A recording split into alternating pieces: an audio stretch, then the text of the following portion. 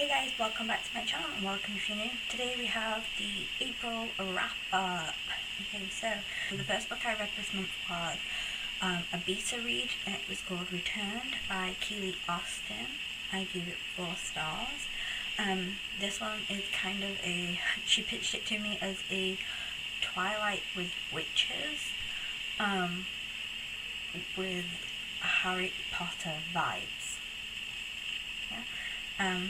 But basically it's about 2 characters, Cora and Jack, and they both start off as like hating each other, and then they become friends, and yeah, I don't want to spoil it, so go and get it. It's on Kindle Unlimited. But it was a really fun read, and once I'd finished it, I messaged Keeley and was like, how dare you do this to me, because yeah, she hurt me. The second book that I read this month was The Atlas 6 by Olivie. I give this 3 stars. It was okay. I'm not really in a rush to read the next book in the series, but my library's borrow box has the Atlas Paradox available now, so I've got that, and that's going to be one of the books that I'm going to try and read in May. But in the Atlas 6 we have 6 different characters who have different powers and magical abilities, and they all go to this like school, this Alexandrian school, and only 5 of them can go to the second year. But there are a lot of twists and turns, and I do want to know what is going to happen next, but again, I'm not really in a rush. The next book I read was Bonedust, is it Bonedust and Bookshops and Bonedust by Travers, Baldree. I only read it because, again, it was on audio through my library, and I'd read the first one, and I enjoyed the first one, but I didn't really enjoy this second one. I originally DNF'd it, but then because I'd found it as audio at my library, I decided to actually read it, and I gave it 3 stars. But basically, we have like the main character from Legends and Lattes. She's just been injured in her first battle, and she's stuck in this little town, and she ends up like becoming friends with the owner of the bookshop, and they end up like doing the book shop up and everything, and they ends up being somebody who's like basically coming to get her. Okay, the next book I read was The 10,000 Doors of January by Alix Harrow. I was looking forward to reading this, and I don't know where I found the book recommendation to read in it. I know I'd seen it somewhere. It might have been in my A Box of Stories Facebook group that I'm in. But I read it and I listened to the audiobook through Audible. I gave it 3 stars. It was okay. There was things in it that it was, you know, there was a lot of, because of like the time zone that it was set in, it's not really like something I enjoy, but it did have like set in like the early 1900s, and then there was like a part of the book where it was set in like the 6000s. I finally finished The Book Eaters because, again, my library had the audiobook and I was struggling to read the book, so I read from the beginning the audiobook just because it had been a while, like 2 years since I'd started the book. So The Book Eaters by Sunyi, 2 stars. It gave a new take on like a magic system kind of thing. You know, the characters eat books, and like while they're eating the books they absorb the information in the book. So the girls usually eat like fairy tales, so they absorb fairy tales and things like that, and if they're naughty, to be punished, they end up reading like pages from the dictionary so that they like remember words.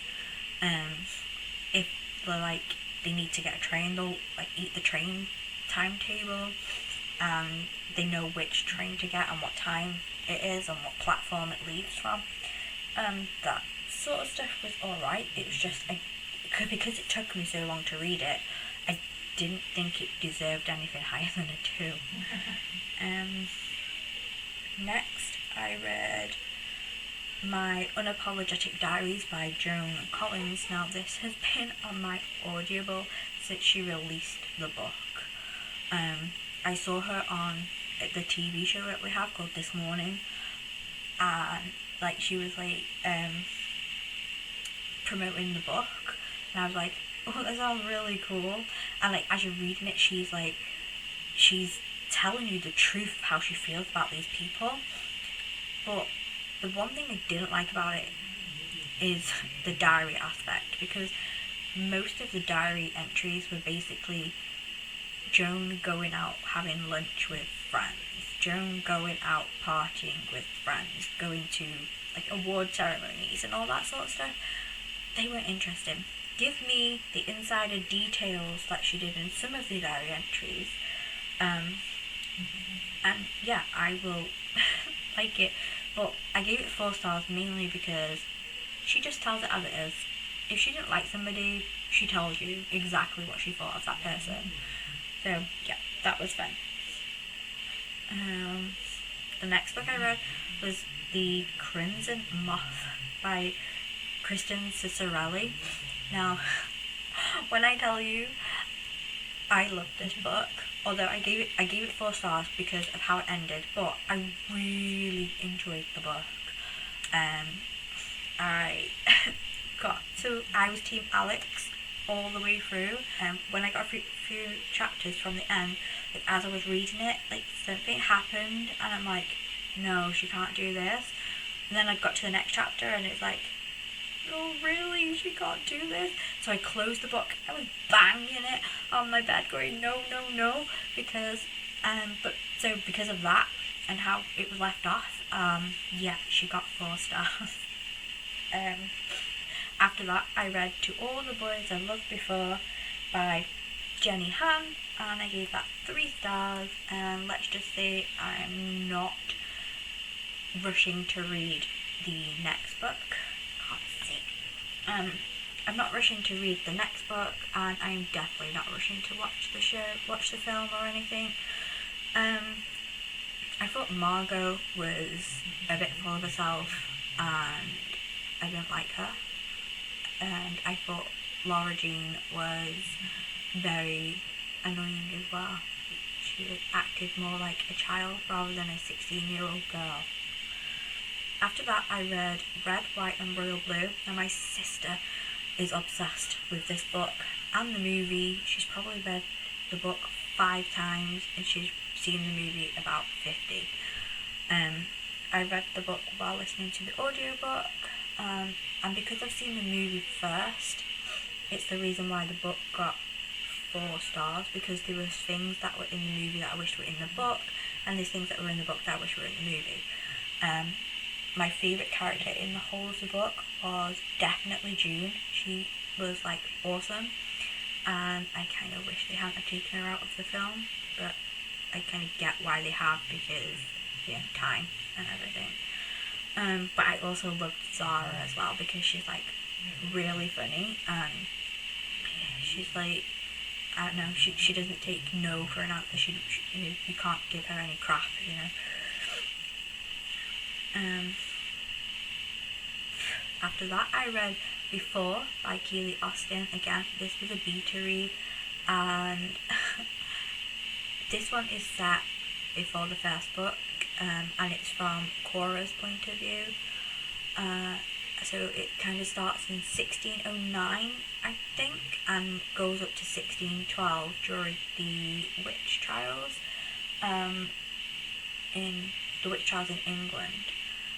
And the reason it got 4 stars is because we find out what happens to Cora. Well, we know what happens to Cora and Jack in Returned, but in before, we only find out what happens to Cora at the end before Returned happens, if that doesn't make any sense really. But basically the two characters, Cora and Jack, they get taken from, like, their parents die in the witch trials, and Cora gets taken to another family and Jack gets taken to another family. But we see the family that Cora goes to, and they're like really nice and everything, but we don't see the family that Jack goes to, and that's what I didn't like, because I really wanted that. Also, I wanted more of one of the other characters, Tabitha, because she's my favourite.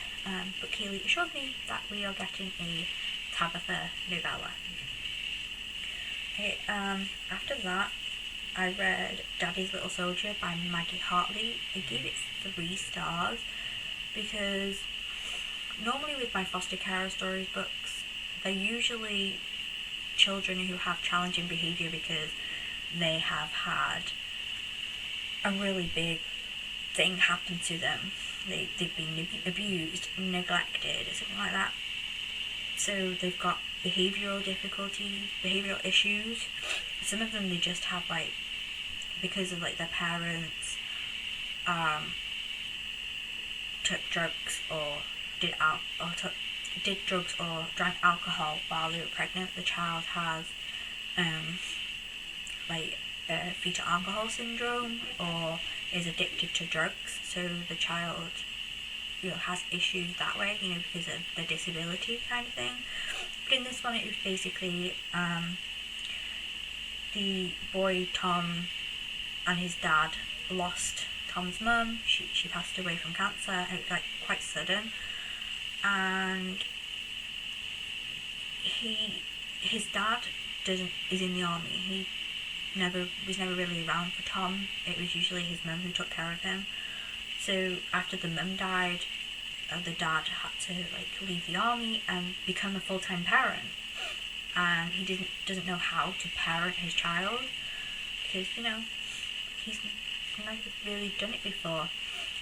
So he ends up bringing his military into looking after his child, and this means making Tom scrub the shoes until they're shiny, you can see the face in them, and he hits Tom. And when Tom tells his teachers at school, they inform social services.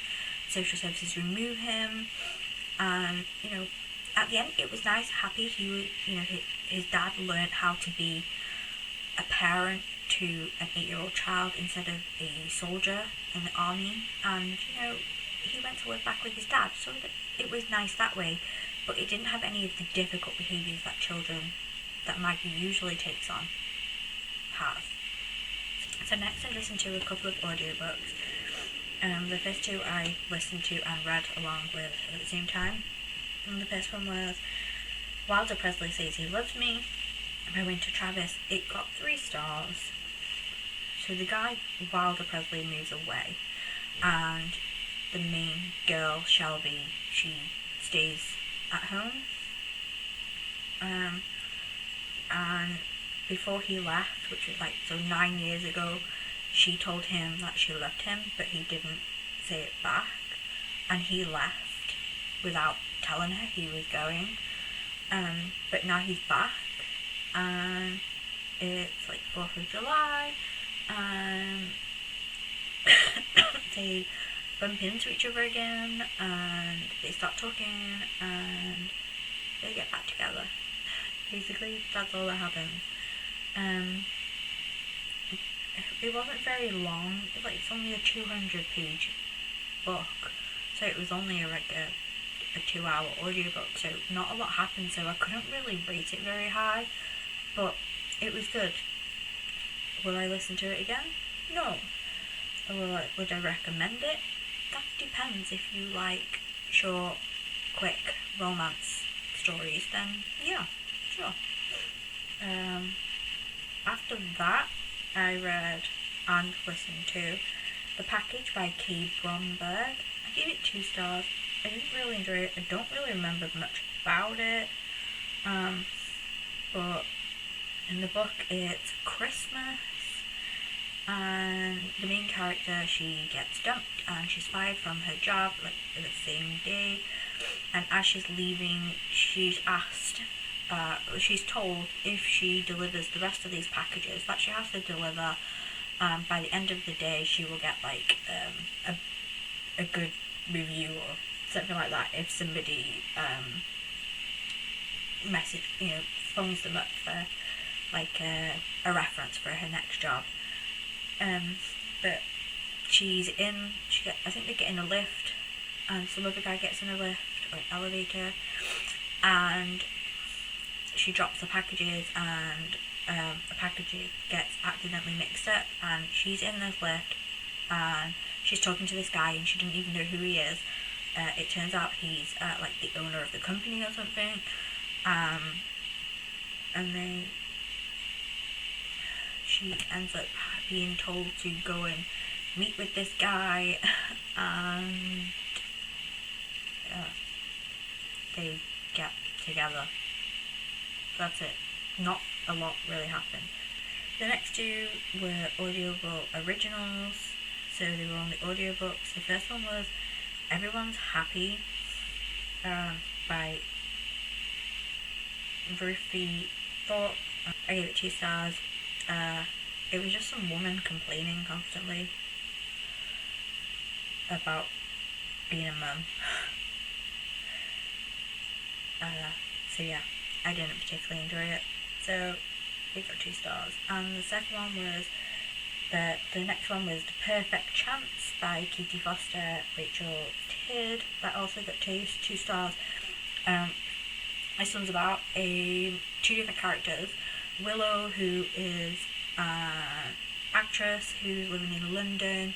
Her husband is like a rock star or something. He's away touring, and she finds out she's pregnant, but she's already struggling with life as being a mum, and that her husband doesn't want another kid. The second character is Kitty, who's not really sure what she wants to do with her life, but she ends up like rescuing this little kid while she's in the park, whose nanny is not paying attention to him, and so when she goes home that day, she decides to like kind of go to like a Craigslist type of thing, I think, and decides that she wants to be a nanny now. And then at the end of the book, she ends up getting hired to be the nanny for Willow and her kids. Now, I say this is a 2-star read because it was really short and both of the women were just like complaining the whole time. But it is a prequel, and I do want to listen to the rest of the series of it. But yeah, I'm not sure when that's going to happen.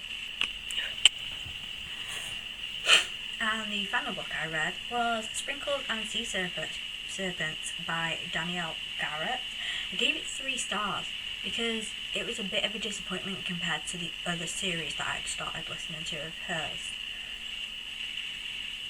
So this is an audiobook and a Kindle book that I listened to while I read it. It's only short, under 300 pages, but basically the main character, whose name I can't remember, but basically the main character decided to leave her hometown of Winterspell, which is like kind of protected by magic, so no human can find it. So if you don't have magic, you can't find Winterspell. But she leaves because she doesn't want a life there anymore, and she goes to become a journalist in Portland. And she's been working on this story for a while, but for some strange reason somebody's hacked into like her computer or into the server or something, found her story and pitched it like the day before she's ready to pitch it. So she gets fired from her job because the editor thinks that she stole the story. But she goes back home, and when she goes back home, she's got this weird power, and everybody thinks that she's cursed because of like the time of year that you were born. So like if you're born in the summer, it's like a fire type of magic, If you're born in the winter, it's like a water type of magic, that sort of thing. But her magic is, she has earth magic, but because she was born on like the winter, spring, or autumn, spring day, something like that, she was born on a day that counts as both of 2 different seasons. She was given she's got like 2 different powers, and one of her main power, the one that she uses, is that she can communicate with animals. But other people have that power too. But because of like the day she was born on, her power means that she can hear the animals speak. Now, as she's gone home, she finds out that 3 people have gone missing in like the last 6 months, and her journalistic her journalism ability kicks in, and she's like, I need to find out what happens to these people. So she tries to find out, and they all put it down to this sea serpent that's in the lake. So she goes into this lake and throws out her magic, and then communicates with the sea serpent, who is a girl, and it has a name, which I can't remember it. And like the sea serpent's like, no, it wasn't me, I'm a pescatarian. Basically, it only eats fish, it doesn't eat people. So she like joins this running club, which like all these people who have gone missing are a part of. And one of these women has a dog, and that she takes like everywhere with her, even into the bathroom while she's on the toilet, which is just weird. Yeah, so like all these people go missing, and her and this new guy who turns up is like, I think he's a cop. He arrives, and she's like, yeah, so like I think this person might have done something, but that she's wrong. The 2 of them work on getting the case, trying to solve the case, and at the very end she solves the case. I don't think she gets with the cop at the end. I think she gets with the guy. Well, I think she's still hung up on the guy who she kind of had a crush on when she was a kid before she left. And I'm rooting for this guy. I think his name is Jack or Jake. But I'm rooting for the guy she had a crush on when she was a kid. So that is all the books I have read in April. So I have read 1, 2, 3, 4, 5, 6, 7, 8, 9, 10, 11, 12, 13, 14, 16 books this month. 16 books in April. That's a lot for me. So if you read any of these books, let me know down below what you thought of them. You might have a different opinion to me. And if you haven't read any of these books, is there any that you are willing to give a go? I highly recommend Returned by Keeley, and not because I beat read the book, but because I really, really enjoyed it. And this is coming from a girl who hates Twilight. So, that's all for me in this video. If you liked it, hit like. If you want to see more from me, hit subscribe. And I will see you in my next video. Bye.